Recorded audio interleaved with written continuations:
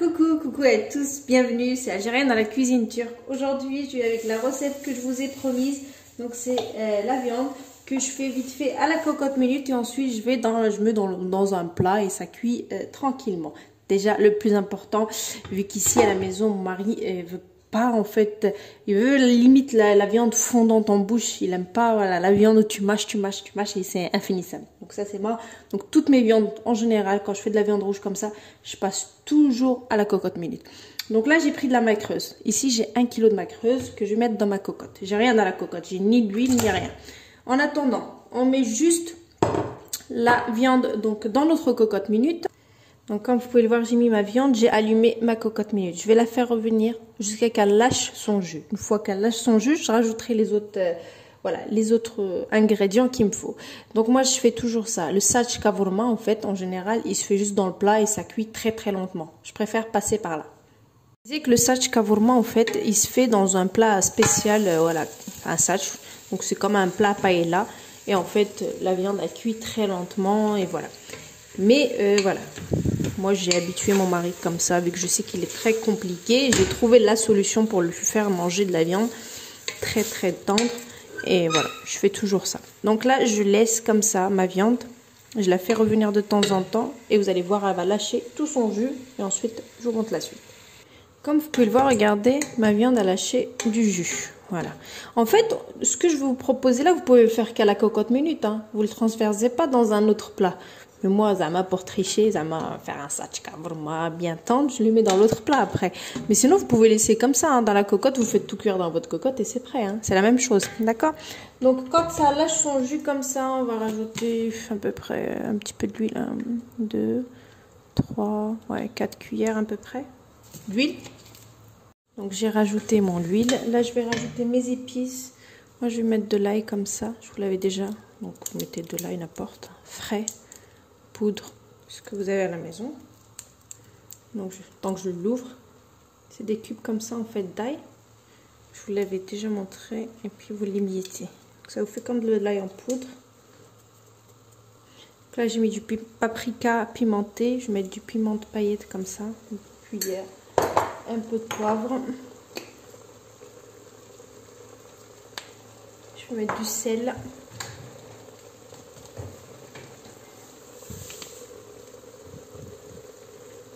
Voilà. Après ça dépend, la viande elle demande du sel de toute façon. Voilà, je mélange un petit peu. Laisser cuire comme ça un petit peu. Je vais rajouter concentré de tomate. Je vais pas mettre du concentré de poivron parce qu'en fait vu que je vais mettre des poivrons frais tout à l'heure, donc pas besoin de mettre. Vous mettez juste du concentré de tomate. Puis vu que c'est dur à trouver concentré de... mélanger.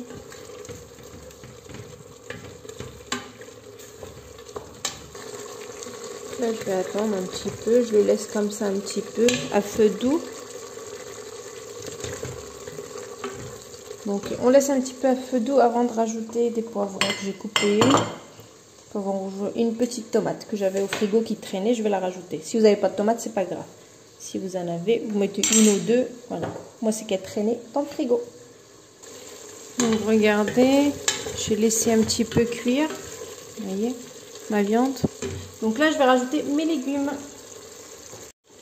Hop, je vais rajouter mes poivrons rouges.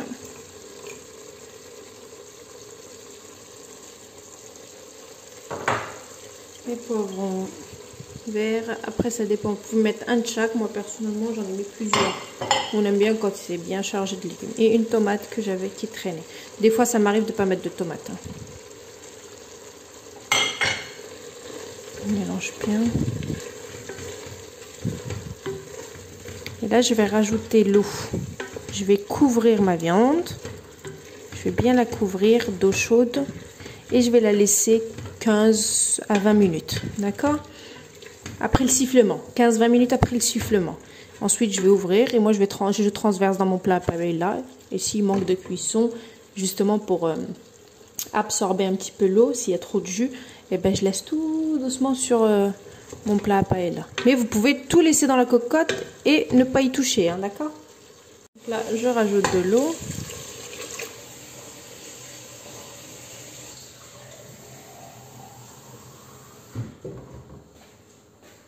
Là, bien chaude. Voilà. Là, on voit plus ma viande. Elle est bien couverte, vous voyez. Je mélange un petit coup, histoire de bien tout remuer ensemble. Je ferme ma cocotte. Après le sifflement, vous voyez. Après le sifflement, je décompte, voilà, 20 minutes maximum. Mais vraiment maximum. Voilà. Si vous avez trop de jus, vous laissez la cocotte ouverte. Ça va s'évaporer. Donc, forcément, quand une cocotte ouverte ou un couvercle qui est enlevé, donc forcément, voilà, ça absorbe vite fait. Donc, moi, je transverserai. Zama, pour faire un sac shawarma. Et puis, c'est plus joli à présenter dans un sac shawarma, donc dans un plat paella que dans la cocotte, quoi. Ok, c'est tout simple. Voilà, c'est ça l'astuce. C'est tout. Dans 20 minutes. Donc là, ma cocotte, je vais la mettre en pression. Une fois que ça commence à siffler, je décompte 20 minutes chrono. Donc là, je vais changer. En ce moment, j'ai plus de tête. Donc, je vais mettre 20 minutes chrono. Et ensuite, ben, je reviendrai pour vous montrer. Mais sinon, c'est super facile. Si vous voulez laisser que dans la cocotte, laissez 25 minutes grosso modo. Voilà, comme ça, il y a un petit peu de jus. Il ne faut pas non plus que ça baigne dans l'eau. D'accord? Donc voilà, c'est tout. C'est tout con et c'est super simple et c'est extrêmement bon, c'est bien fondant. La cocotte, c'est le meilleur ami d'une n'importe quelle viande, mais d'une viande. Voilà. La cocotte, si vous voulez une viande tendre, faut passer par là. Voilà, voilà. C'est bon, c'est tendre, ça fond dans la bouche. C'est juste extra. Voilà. Donc je reviens dans 20 minutes à peu près pour vous montrer le résultat. Allez, à tout à l'heure. Regardez, au bout de 20 minutes... Vous voyez, ma viande, elle est pratiquement, je dirais, très fondante. Donc là, par contre, j'ai trop de jus. Donc, pour finir la cuisson, moi, je mets là-dedans. Voilà. Ça va cuire tranquillement, ça va s'évaporer. Et ça va faire mon sac shawarma. Mais, passez à la cocotte minute d'abord. Voilà, voilà. Donc, je transverse là, puis je vais laisser cuire doucement. Donc voilà, mais vous n'avez pas besoin de faire ça, d'accord? Si vous voulez, vous laissez à la cocotte minute et ça vous fera la même chose. Voilà. Ma viande déjà, elle est... Regardez. Attendez, je vais prendre un autre, vous m'avez mal vu. Regardez. Elle est très fondante. Voilà. Là, je vais finir la cuisson comme ça. L'eau va s'évaporer doucement et puis c'est bon. D'accord? Alors là, je suis en train de réchauffer parce que j'avais fait ça très tôt. Alors, je voulais juste vous montrer la texture de la viande. Regardez. Elle est vraiment fondante. Vous voyez? À souhait. C'est comme ça que mon mari l'aime bien. Vous voyez?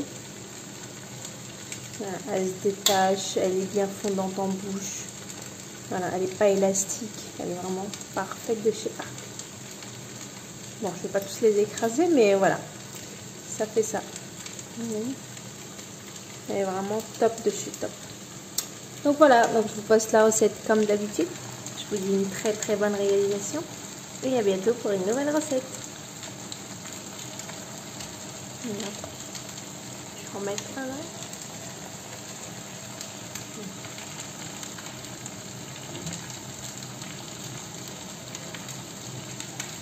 Voilà, vous voyez de vos propres yeux.